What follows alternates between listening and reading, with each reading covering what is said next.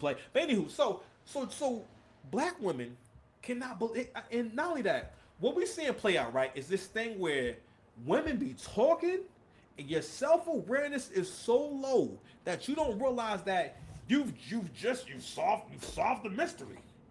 Okay, you solved for X. Matter of fact, well, not even that.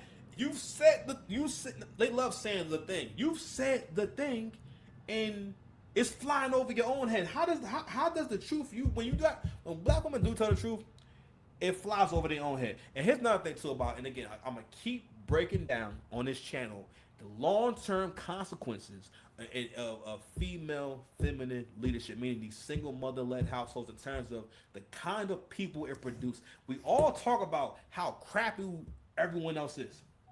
You know what I'm saying? That is definitely a conversation, right? We talk about how the men aren't the same, the women aren't the same, right? But here's the thing, though. I know that all men don't operate like me. I know all men don't operate on such a high level and just also on some king shit. Your boy, yeah. Your boy Six Pass operates on some king shit. All right. This performance do anything for y'all? Let me know. Leave a comment down below. Hey, subscribe to the channel. So, my train of thought. Touch two things at one time. Anyway, so the lack of self awareness, and one of the things that come about from having, being raised by your mother is, if your mother's by herself, okay, there's no one bringing her to order, and there's no one making her deal with the truth and the real consequence of the action. So, for example, give you an example. So, for example, right, let's say I got my car repossessed back in 2017. That was my one and only time I got my car repossessed, right? And in that situation, let's say if I'm a woman, right? A woman's more likely to have someone around her who's going to say, "Hey, girl, times are hard. You did the best you could. You was trying to pay it, this and that." Or let's say if it's me, if I don't have someone around me who kind of goes in depth about, "Hey, this is how you need to be planning. This is how you need to budget." Because when I experienced that, I said, "Oh, I'm never going to finance a car again." My dad was like, "Yes, you are. In a couple of years, you're going to be making good money." And at the time, I wasn't making good money. I'm like, I'm making good money. It was like right after it happened, and I was kind of in limbo. It was before I conjured up, not even conjured up. I realized, I could do my own agency. I can own my own business and everything, and that's how I could level up. And I got laser focused on that, and that was my first business, and that's what gave me the confidence. I be forgetting like how much more arrogant I used to be. And that guy's still there and whatnot. But that's just a part of the many lives I done lived and whatnot. And I'm like, yo, at this point in life, I'm just trying to stay in the shadows with what I do. You know what I mean? I'm not, I'm not trying to be doing too much. Even when I just casually give y'all some fire sounding songs. I think those songs are fire. Shout out to my brother. Anyway, but back to the self-awareness thing. So if your mother doesn't have anyone like that around who is going to, when things happen or when they do or say things, actually give an accurate reaction to it and not a nuanced reaction or reaction where you're trying to basically keep a friendly conversation going or keep the conversation easy. Because this is also a thing, is the concept of keeping the conversation easy.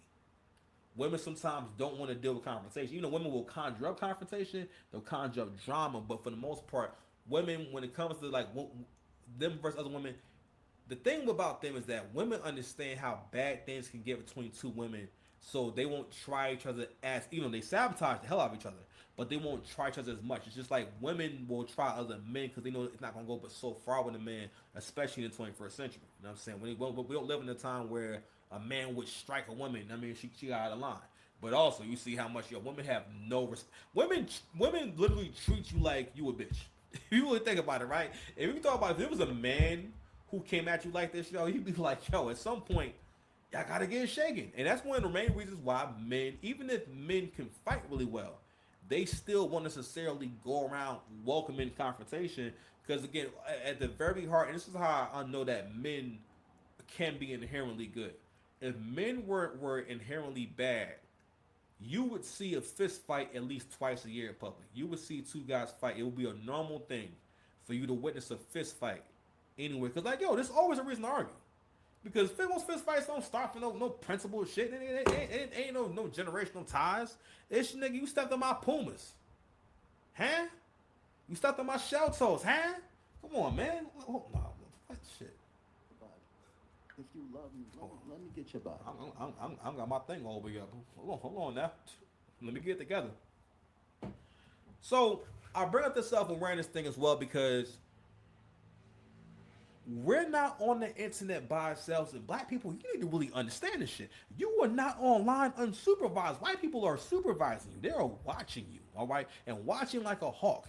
Okay, so the cat's out the bag. If you do see an uptick with more white men dating black women, it is because more white men are coming to the under, which I think they all kind of know already anyway. Because the thing is, black men, we have had our own isolated idea of black women. And don't get me wrong, as a normal black person, yes, I am still very much attracted to black women. But at the same time, I understand what's going on out here. I can't be dumb about it. You know what I mean? But naturally, everyone is attracted to who looks like them, except black women. That's another thing I got to hear. I'm just saying. All right. Even when, for the most part, right, your biggest. Here's the thing. One of the reasons why, especially black men, and again, this is how your mother and the culture they condition you to accept disrespectful relationships and make other black men feel as though, okay, because he's doing well, because he's intelligent, because he has things going for him, I can openly hate on him, right? And listen, a lot of guys maybe you don't relate, and also you know what? Hey, listen, you condition not even to realize when somebody don't like you, or when someone close to you don't like you. Because another thing too is these men don't be seeing that woman next to them as the op she is. A lot of times, yo, let me tell you something, nigga. If it feels adversarial, that person is your op. That person is actually trying to fuck with you. All right? Because if this were a person you weren't romantically tied to, you would think, yo, like you don't like me or something. And this is something that black men get used to, right? So what can happen when you don't understand that someone's attacking you, you'll just look at their behaviors as normal, or you'll look at it as, all right, well, that's just what they do. And once I got older, right, I had a coworker and I love her to death, and she doesn't know how much she helped me. All the women at this job that worked at, they all really built me up, and it was my first time having relationships with women where everyone seemed to respect me and no one played with me and no one said things that were out the way. No one was dismissive of me. No one ever tried to make me feel stupid. You know what I mean? But by that point, I had kind of experienced like feelings of humiliation, the feelings of, and again, this all kind of came at the hands of my female like boss. Some of the worst bosses I ever had was I was a social worker at this really fucked up nonprofit. It was the most unorganized shit ever. Like my director, well, my assistant director was like the fucking worst boss ever. Because first of all, like again, like no leadership skills, no accountability, nothing, nothing. I remember one time I think I asked a question and like she basically like snapped at me for asking a question again. I think I was trying to be thorough and trying to really make sure I understand. And her react, she thought it would be good to embarrass me in front of the group and try to make me look stupid or make it seem as though you know what I mean. Not only that, as far as like at work and stuff like that, there was no fucking structure. There was like nothing. Like it was basically, yo, just find something to do. You know what I'm saying? And another thing too was it was one of those kind of situations where no one, everyone kind of just it's like a don't it's like everything's unspoken. Nigga, smile know what's going on. And I mean, it was just weird. It was just a weird time. And it was like, it was just like it was the most unorganized shit ever. And not only that, that job in particular, yo, people they were good for giving you a check that was no good. And ironically, now I'm gonna get killed.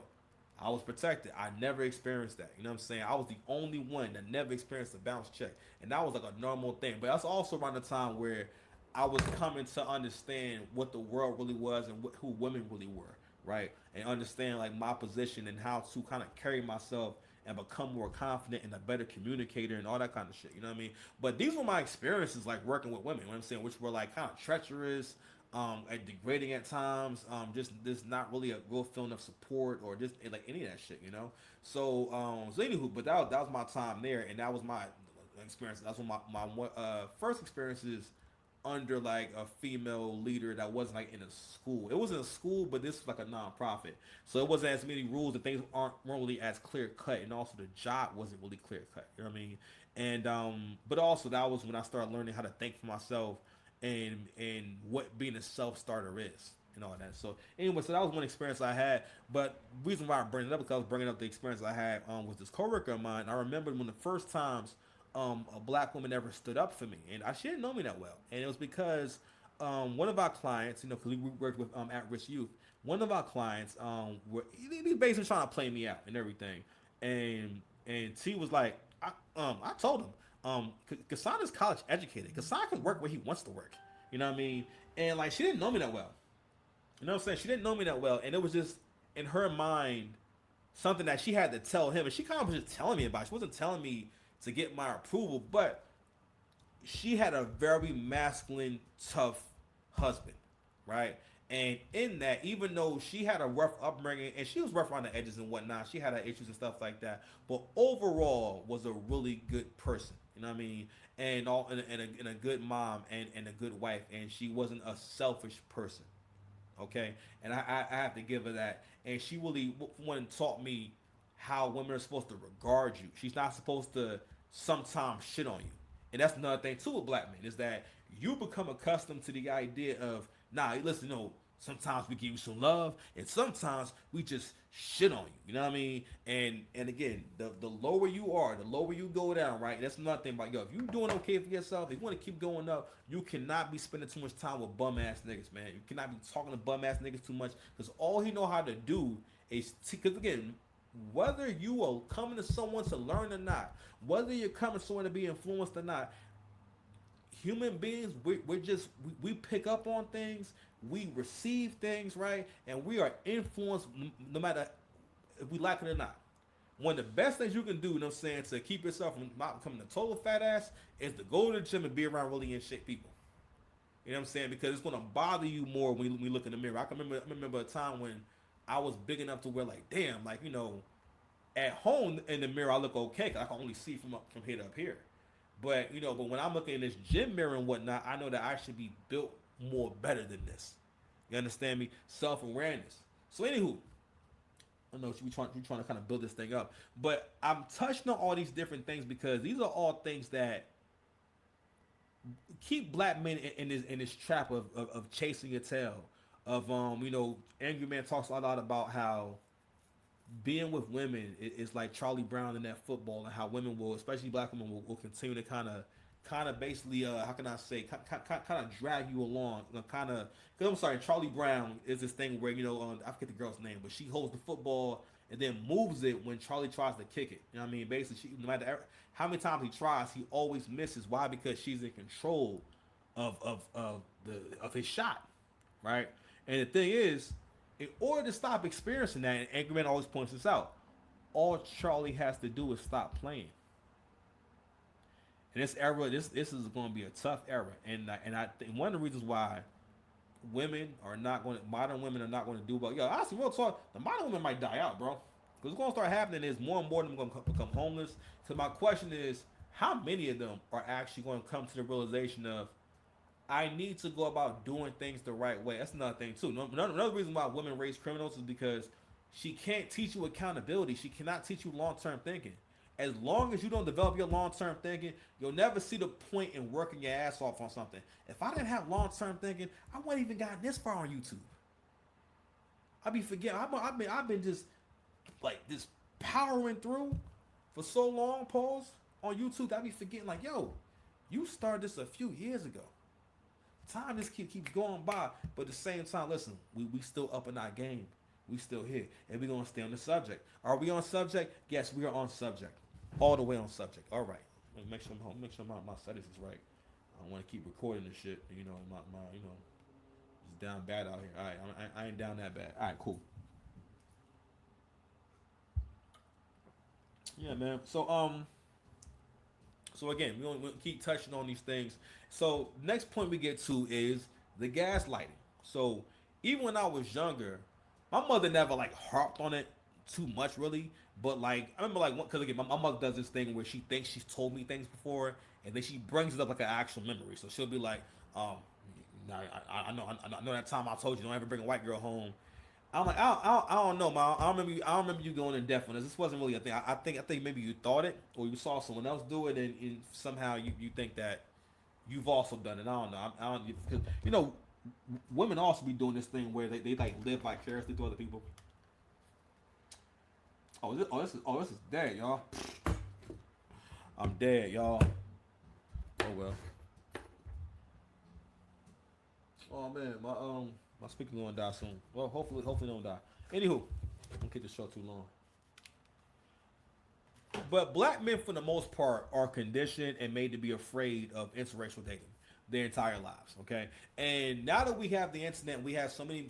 Again, we're sharing the whole internet. You're not you. Listen, if you watch me right now, you are not at home watching the internet you're not watching your own version of the internet. You're watching the whole internet that we can all see. So we can all finally see how much like black women have had this fantasy about being with Brad for centuries. Not only a fantasy, this shit been going down. Okay? And not only that, black men have now been able to observe how you regard this man and how you look at this man. Now black men have figured out he don't gotta be handsome. He don't gotta be a good dancer. He don't gotta be able to fight. He don't really gotta have nothing going on. He really could just be himself. Okay? And also that's a lesson to black men.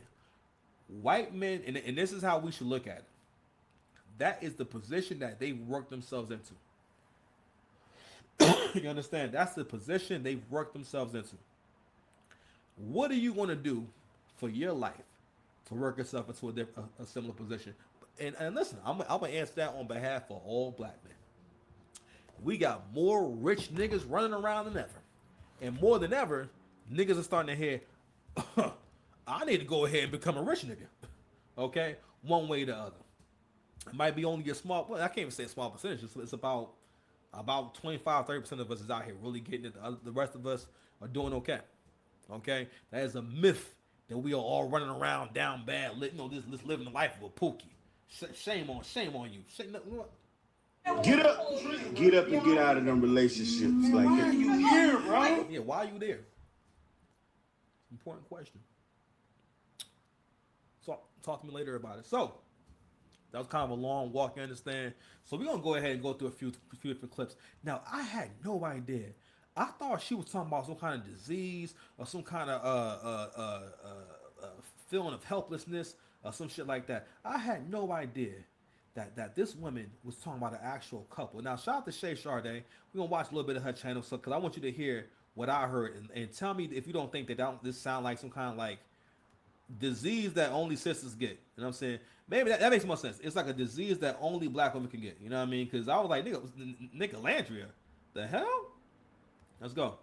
Out here trying to act like a prostitute for white dude. Shout out to you. Thank you. I need to see more of you. But for those ladies who got caught up in the Nicolandria effect, or who are just So if you can't read this right here, right? This says Nikki Landria has rewired my brain. Okay, so yeah, here we go. Like your brain has been, your brain has literally been changed or been impacted by whatever media representation. Know that it's all a fantasy. Know that there are still. Know that pedestalizing white men or whiteness is incredibly dangerous. That white men are just as capable as hurting you as any other men, and in some cases, even more likely to do so because they understand the criminal justice system. Some of them just don't care, and some of them are lawyers. Now, real quick. Now you heard what I heard, right? I said Nicolandria effect. I'm like, that sounds too close to malaria. All right, I get malaria vibes. Arts department. When I hear that, sorry, I get malaria vibes when I hear that shit. Right. So I'm like Nicolandria. So I literally put in Nicolandria as one word. All right, and let me show you what came up when I hit Nicolandria. 1 second, y'all. I got everything clipped up, ready to go. In a moment's